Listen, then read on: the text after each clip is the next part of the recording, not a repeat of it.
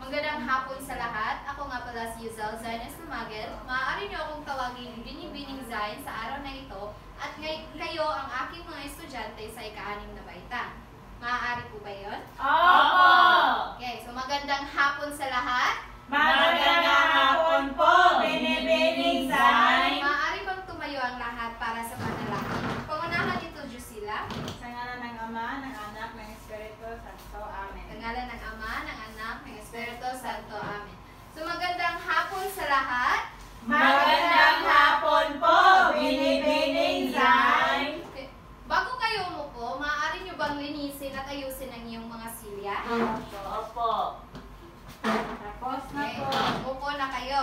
Salamat po. Naglibog ko. Ano, tuntunin na kami inyo. Okay.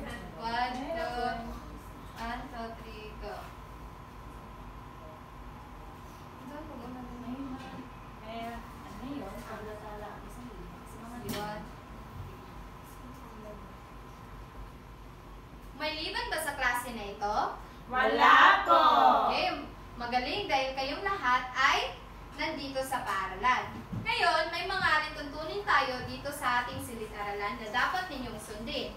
Ang una ay pakibasa. Makinig kapag may nagsasalita sa harap. Okay, so bigyan ng respeto ang nagsasalita sa harap, hindi lamang ang iyong guro, pati na rin ang iyong kaklase. Ang pangalawa, Itaas ang kamay. itaas ang kamay kung may kailangan o may tanong sa itaas ang kamay kung may mga katanungan kayo o may ideya kayong handang ibahagi sa klase. At sa kaliwang kamay naman, itaasin yung kaliwang kamay kung gusto nyong pumunta sa banyo. Okay. Pangatlo, Maging aktibo sa klase. okay, maging aktibo sa klase, lumahok sa mga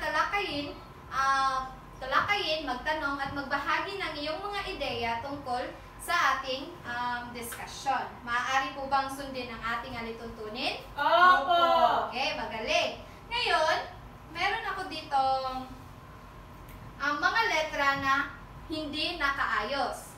At ang gagawin nyo lang ay pakibasa.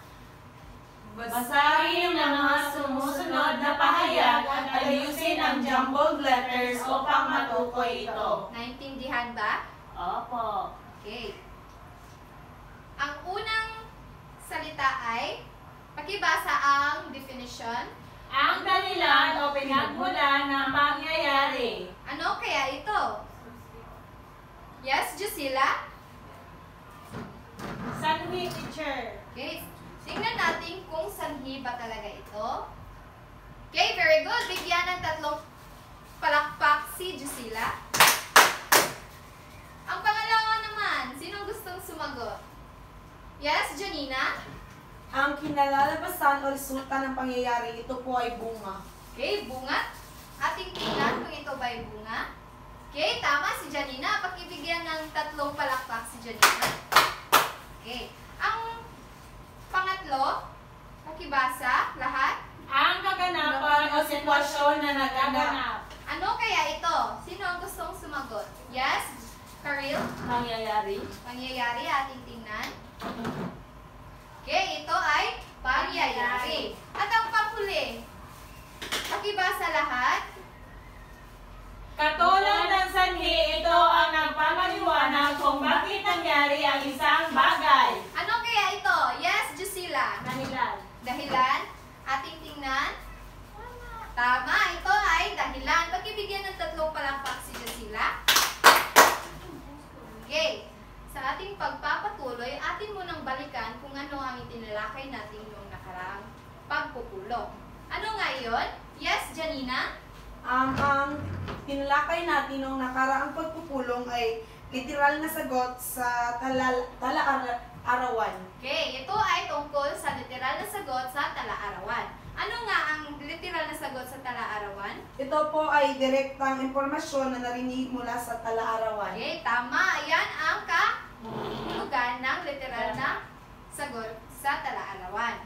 Ngayon naman, ay meron ako ditong maikling kwento na ang pamagat ay, pakibasa, Sinika at ang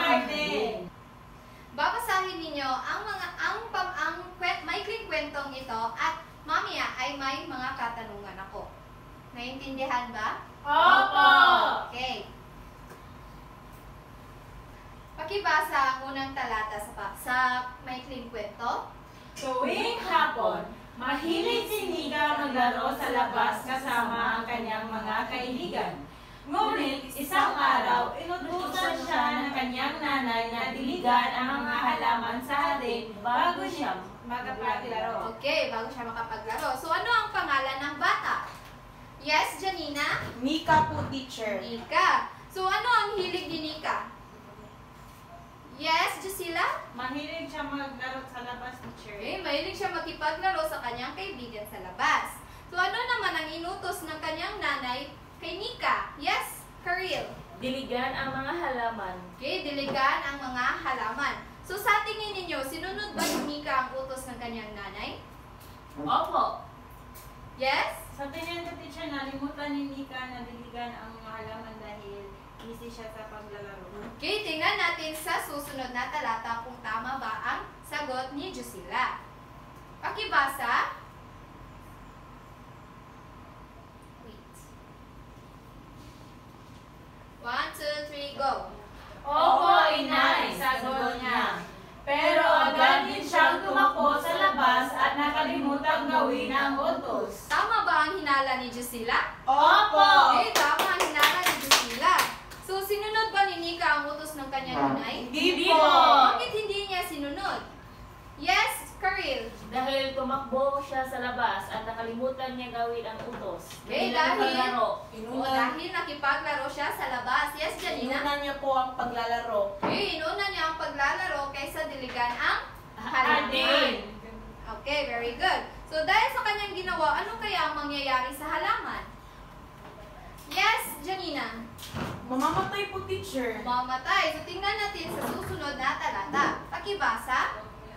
Kinabukasan, nakita ni Nika na nalalanta ang mga halaman, ang dating masigla at makulay na bulaklak ay tila namumulugot at nalalanta. Nalungkot si Nika. Tama ba ang hinala ni Janina? Opo!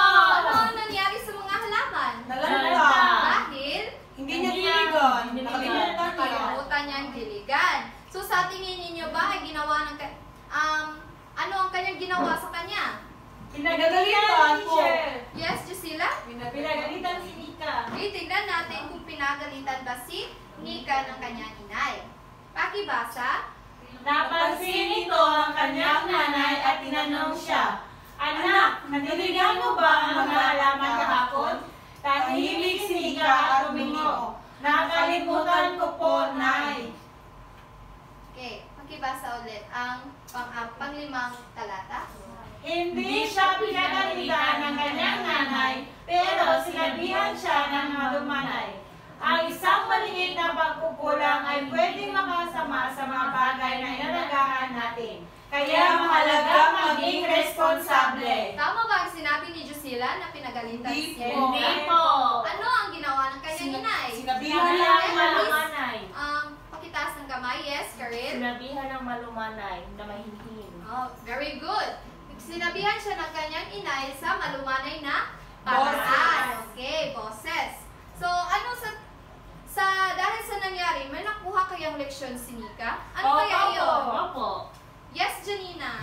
Dapat maging responsable sa anumang sa lahat na bagay. Okay, tingnan natin sa panghuling talata. Pakibasa. Simula noon, araw-araw na niya dinidiligan ang mga halaman bago pa man siya makipaglaro. Bumalik ang sigla ng hardin at unti-unti na natuto si Nika na unahin ang tungkulin bago ang paglilibang. Okay, ano ang natutunan ni Nika? Naging responsable po, teacher. Pakitaas ng kamay. Yes, Jusila. Naging responsable po si Nika, teacher. Okay, naging responsable siya dahil sa nangyari. Okay, alam na niya kung ano ang dapat na gawin bago makipaglaro. Tama.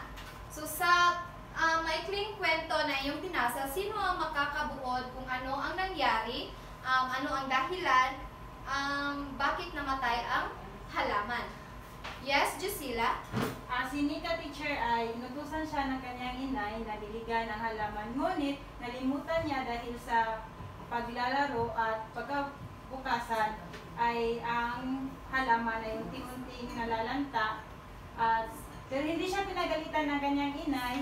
Sinabihan lang siya ng malumanay at mula noon, naging responsable po si Nika. Okay, tama. Bigyan ng 3 palakpak si Jusila.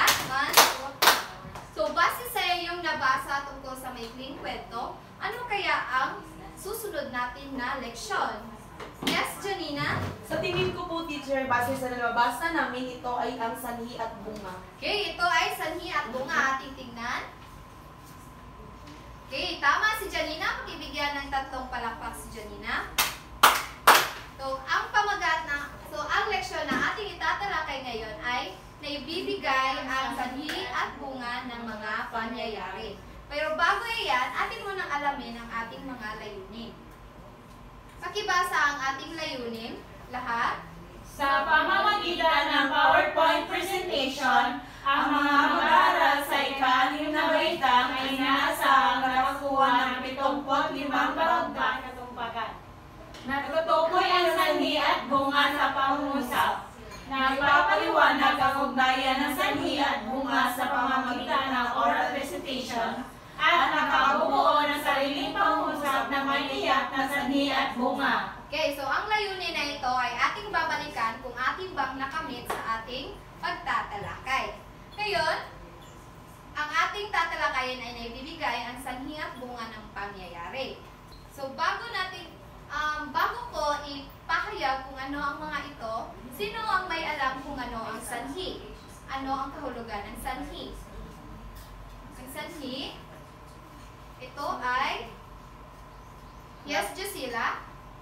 Para sa aking teacher, ang sanhi ay ito ay dahilan kung ano ang mga bagay na inyong ginawa. Okay, ating tingnan kung tama ba ang sinasabi ni Jusila.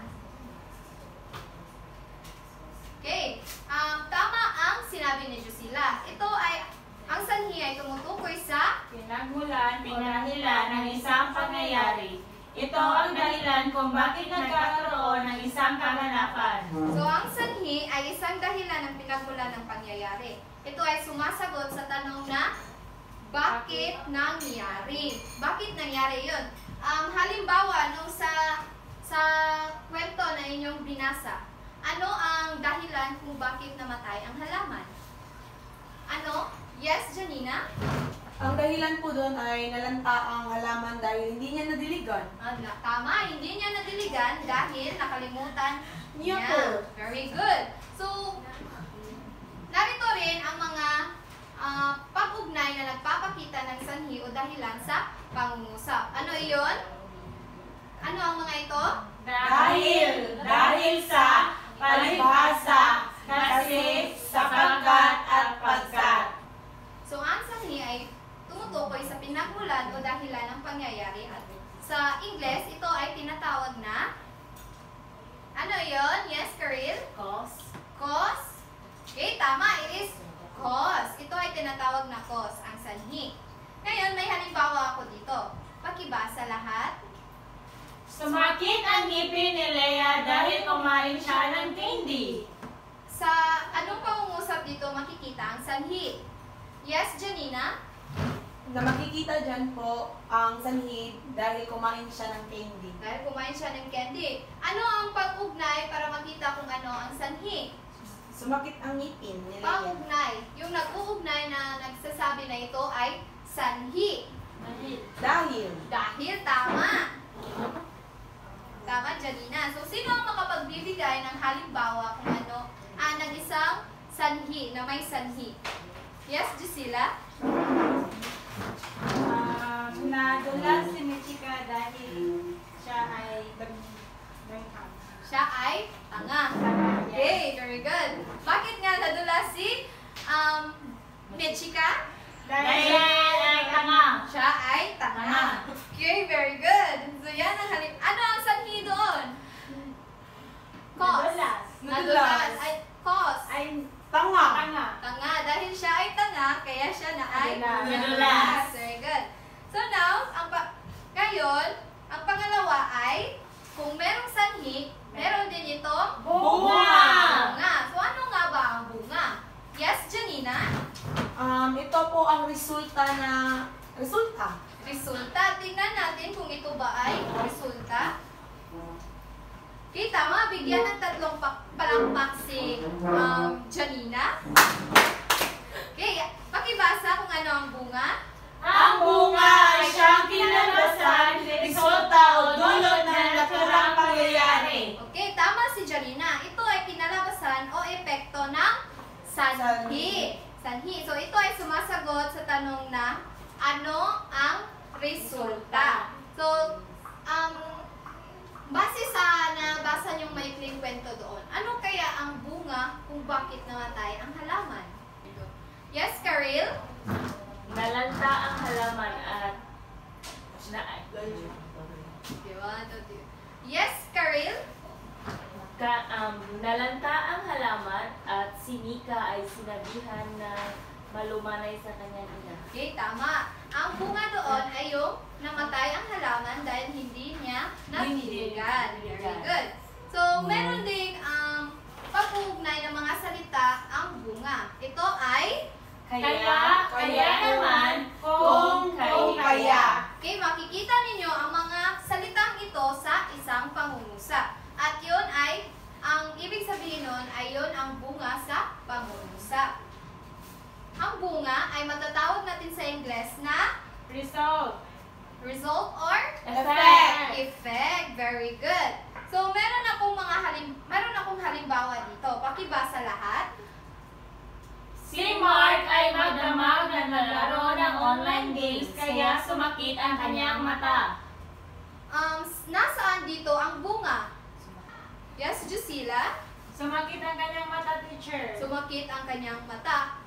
Bakit mo nasabi na yan ang bunga? Dahil meron pong kaya. Kaya na nag-uugnay sa mga salita. Tama. Bigyan ng 3 palakpak si Jusila. Okay, ngayon naman ay ito ang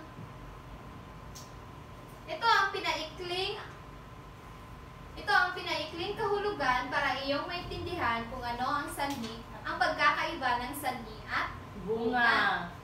Ngayon, dahil tapos na ang ating talakayin, atin mo nang balikan. Ano nga ba ang sanhi? Ano ang sanhi? Yes, Jusila? Ang sanhi ay sa Ingles? Ang pangyayari. Sa English, Ay, ito cause. ay? Cause. So, ano ang sanhi? Ang sanay ko ay dahilan, teacher. Ang dahilan ng mga pangyayari. Okay, ano naman ang bunga? Yes, Janina? Ito ang resulta ng pangyayari. Okay, resulta ng pangyayari. Sino makapagbibigay sa akin kung ano ang nakapag-uugnay na salita para ito ay matawag na sanhi? Sanhi. Yes, Karil? Dahil, Ano pa? sapagkat, Very good. Yan ang mga salitang may uugnay para maging sanhi ang pangungusap. So, sino ang makapagbibigay ng halimbawa na may sanhi at bunga sa pangungusap na tungkol sa pagkain? Yes, Janina? Si Jusila ay nagtakaw sa kanyang pagkain dahilan na Kaya sumakit ang kanyang tiyan. Yan, Jan. very Jan, good. teacher. So, nasaan ang pag-uugnay na salita doon?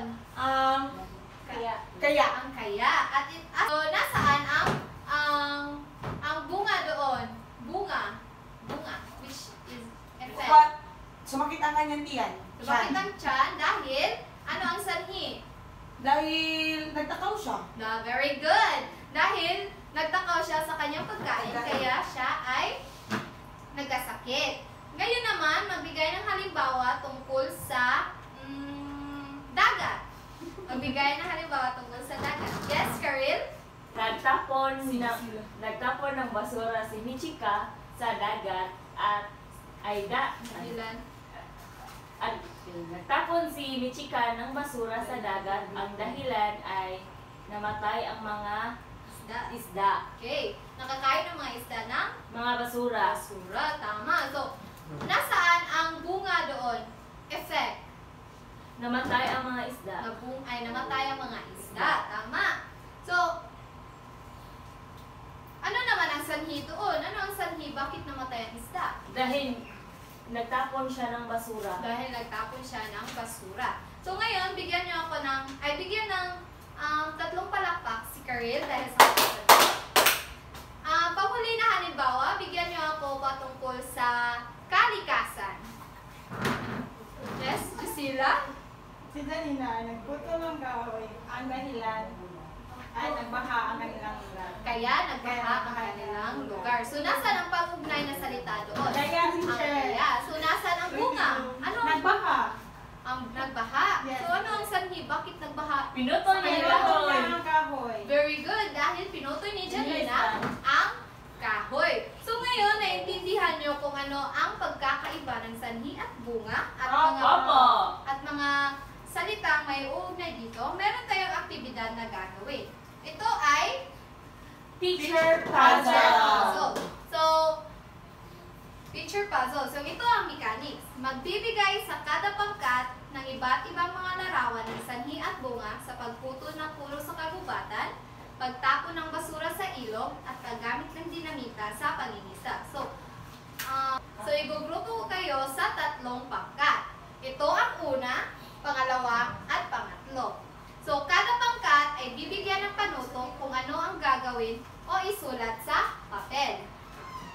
Bibigyan ng 5 minuto ang mag-aaral sa pagsagot at pagkatapos ay bahagi ang mga nabuong mga sanhi at bunga sa larawan. Naiintindihan ba, mga bata? Opo. Okay. So, ito ang rubrics na inyong susundin sa paggawa ng iyong aktibidad. Opo. Naiintindihan ba lahat? Opo. Okay, naiintindihan. So, sino ang pangkat una? Ako po. Okay, pakibasa ang iyong gagawin. Gumawa ng mga pangungusap ng mga sanhi sa buong larawan. Okay, ano ang iyong gagawin sa mga larawang ito? Gumawa ng pangungusap na may sanhi, teacher. Okay, tignan ng maigi ang mga larawan at bigyan ng sanhi. Tapos na ba? Opo. Okay, tapos na. Pakisulat sa iyong papel. Ang pangalawang pangkat naman. Sino ang pangalawang pangkat? Yes? Basahin kung ano ang iyong gagawin. Gumawa ng pangungusap ng bunga sa buong larawan. Okay, ano ang iyong gagawin? Gagawa ng... pangungusap na may bunga. Okay, pakitingnan ang mga larawan. Tapos na ba? Okay, salamat. And ang panghuling pangkat. Pakibasa kung ano ang gagawin. Gumawa ng pangungusap sa sanhi at bunga sa larawan. Ano ang iyong gagawin? Gagawa ka ng bunga at Sanhi at bunga po, bunga at teacher. sanhi. Kaya pakitingnan ang larawan. Okay po, teacher. Tapos na ba?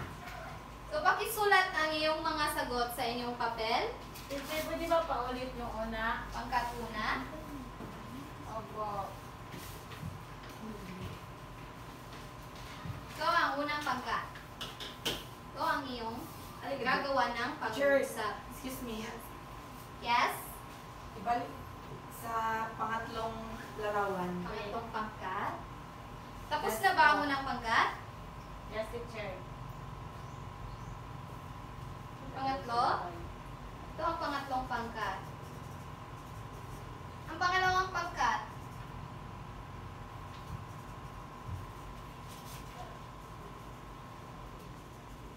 Tapos na ba? Opo. Ako po una. Ang unang pangkat, tapos na ba? Hindi pa po. Hindi pa ang pangatlo? Hindi pa din. Okay. Hintayin muna natin sila. Teacher, ang pangatlong larawan, Pangatlong. please. Larawan. Teacher, hindi mag-CR. Okay, go.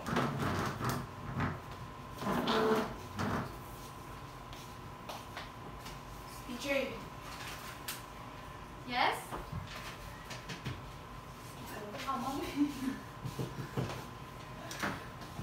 Okay.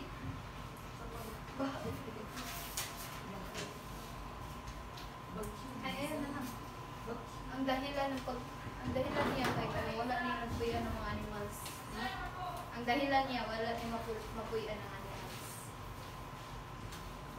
Wala nang natirhan ng mga animal. Hayop. Walang natilan sa Hintayin mo na. Yes, animal parade.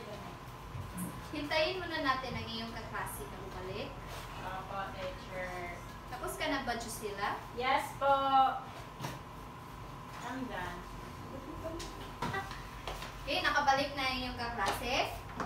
Tapos, ang unang pangkat, ang unang magbabahagi ng kanyang isinulat dito. So, unang pangkat, sino? Ako po. Jusila. Tumayo ka dito sa harapan. Okay, basahin ang iyong nagawa. Gumawa ng mapangusap. Okay. Gumawa ng mapangusap ng mga sanhi sa bungang larawan. Ano ang iyong mga nakikita sa larawan? Sa unang larawan ay nagpapakita ng pagtapon ng mga basura o dynamita. Ang sa pangalawa? At sa pangalawa naman ay unti-unting nawawala ng mga isda. Ang nagawa kong pangungusap ay nagtapon ng dynamita ang mga tao sa dagat kaya namatay ang mga isda. So, nasaan ang sanhi doon? Nagtapon ng dynamita. Tama, nagtapon ng mga dinamita at basura sa Dagat. dagat. Sige, maaari ka ng upo. Bigyan ng 5 palakpak si Jusila. Ang pangalawang pangkat naman,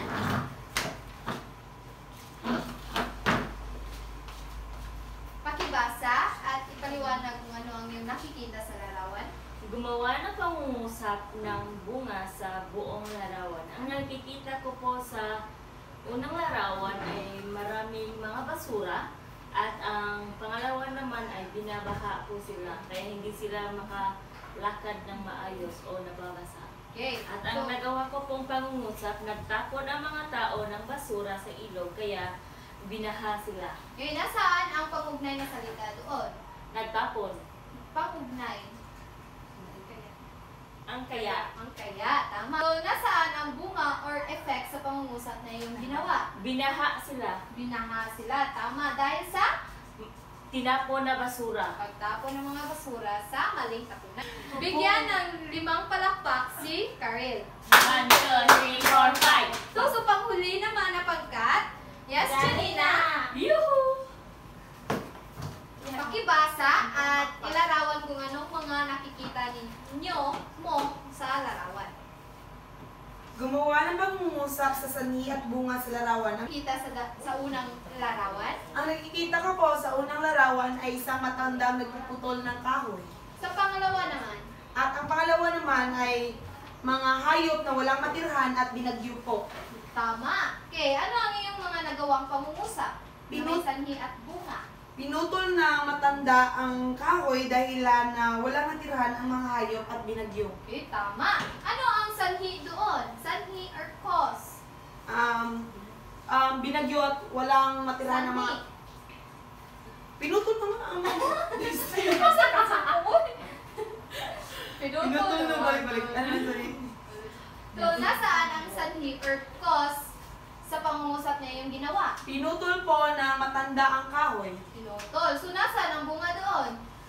Bumagyo at walang matirhan ang mga hayop. Ano ang pangugnay na salita na iyong Dahil. ginamit? Dahil po. Tama. Bigyan ng 5 palakpak si Janina.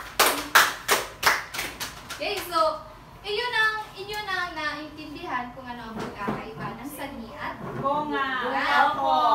naintindihan na ba? Opo. Okay, ano sa English ang sanhi? Cause. Cause. Ano naman ang bunga sa English? Effect. Very good. Sagutin. Susi, simba. Nana naman ko nung yun yung naintindihan. Sagutin ito. So, maaari bang kumuha ang lahat ng 1/4 sheet of paper Yes. para sagutin ang mga katanungan na ito? So, meron ako dito mga inihandang mga katanungan at basahin ang panuto. Basahin ang mga pangungusap, bilugan ng sanhi at salulitan ng bunga. Ano ang iyong gagawin kung ito ay sanhi? Bilugan! Kung ito naman ay bunga? Sa longgangitan. Guhitan. So, ang inyong gagawin ay isulat ninyo ang mga at gawin ang mga nasa panuto. Opo. Naintindihan ba? Opo. Okay, maaari nyo nang gawin. Bibigyan ko kayo ng 3 minuto para gawin iyan.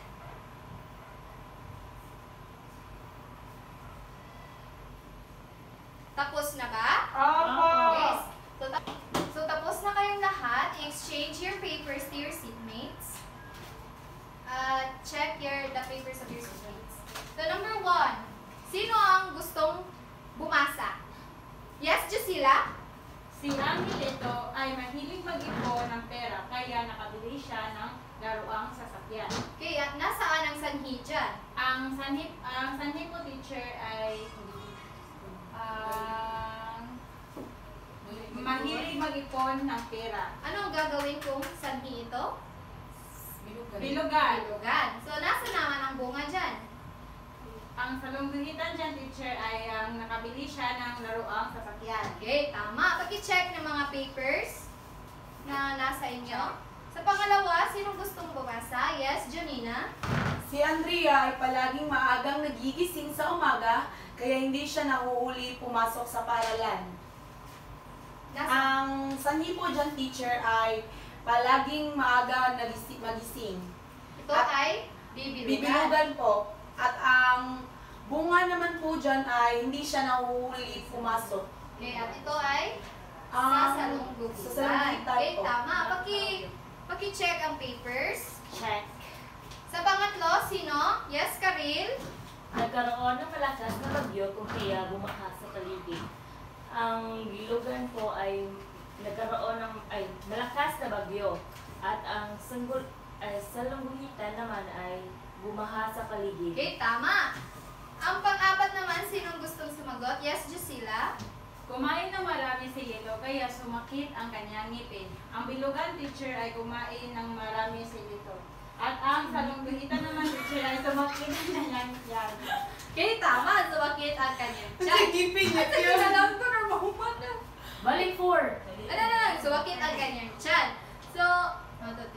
Sumakit ang kanyang tiyan. So, paki-check ang mga papers. So, panghuli, sino gustong sumagot? Wrong ka. Yes, Janina? Maraming kaibigan si Gian dahil mabait siyang bata. Nasaan ang sanhi dyan? Maraming kaibigan. Sanhi? Sanhi. Sanhi. Mabait siyang bata. Mabait siyang Ah, bata. sorry. Ito ay Sanhi. Bibi, Bilugan. Bilugan.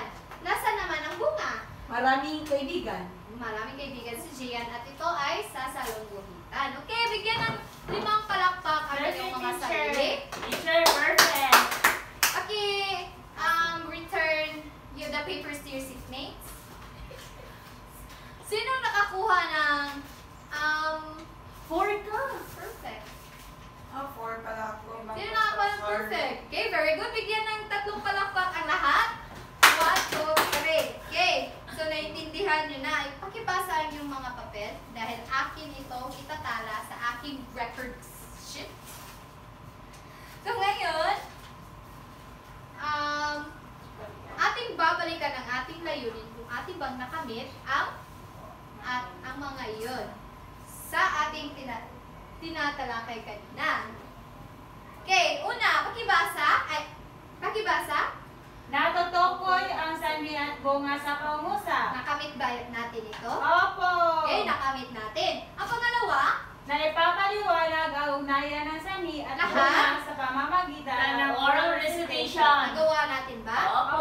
Okay. Ang pangatlo, Nakabubuo ng sariling pangungusap na may tiyak na sanhi at bunga. okay, nating nakamit. So, base sa mga pagtatalakay at ang mga aktibidad na ating ginawa, ano kaya ang mga values na ating nakukuha? Ating nakukuha yung paglinis sa paligiran. Ano? Yes? Nature lover. Nature lover? Or kasi?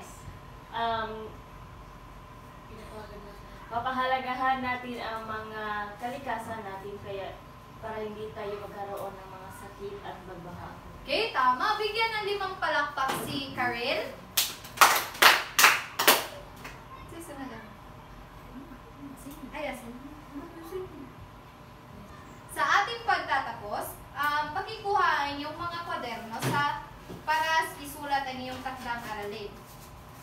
Pakibasa kung ano ang gagawin. Magbigay ng tatlong halimbawa ng pangungusap ng mga pangyayari sa loob ng iyong tahanan at gamitin ang sanhi at bunga sa pangungusap. Naintindihan ba kung ano ang gagawin? Opo. Okay. Tapos na ba? Opo. May sulat na ba sa kwaderno ang takdang aralin? Opo. Okay, magaling. So, dahil tapos na, pakita iyo ang lahat sa ating pagtatapos. Pangunahan nito, Janina, ang panalangin. Sa ngalan ng Ama, ng Anak, ng Espiritu Santo. Amen. Sa ngalan ng Ama, ng Anak, ng Espiritu Santo. Amen. Paalam at maraming salamat, mga bata. Paalam at maraming salamat po, Binibining Yusa.